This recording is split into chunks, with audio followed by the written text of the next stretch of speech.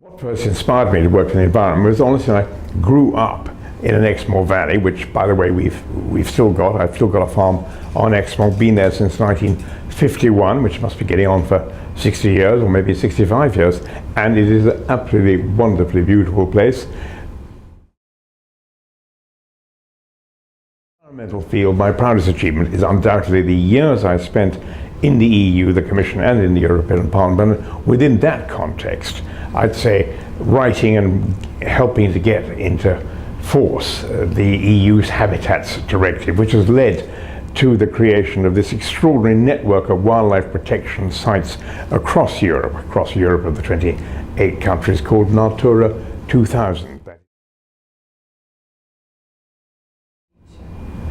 My greatest concern for the environment really goes back to something I have been involved with a very, very long time, and that is, the exponential growth, if you like, of the human population. When I first started thinking about environmental problems, I think the world population was around 2.5 billion, maybe 3 billion, and now we're heading for 8 billion, and by the middle of this century we'll be 9.5 billion people. So that's, how shall I say, my main concern, that we have not yet managed to deal with the population problem.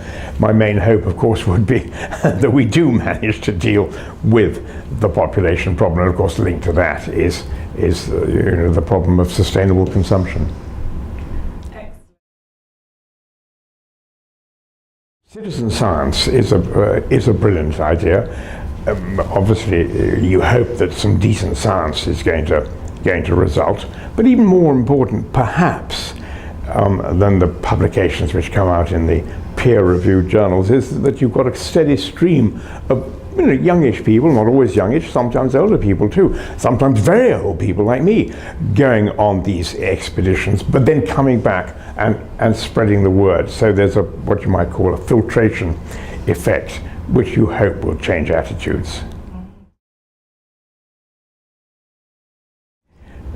It's very interesting to think of how I happened to be coming on this biosphere project, and I think I've got to work back. I had a kind of mental bucket list of animals which I had not seen in the wild, and snow leopard was fairly near the top of that. I got quite close to seeing a jaguar in South America. That was also on my bucket list. Well, 18 years later, I thought that's what I'll do.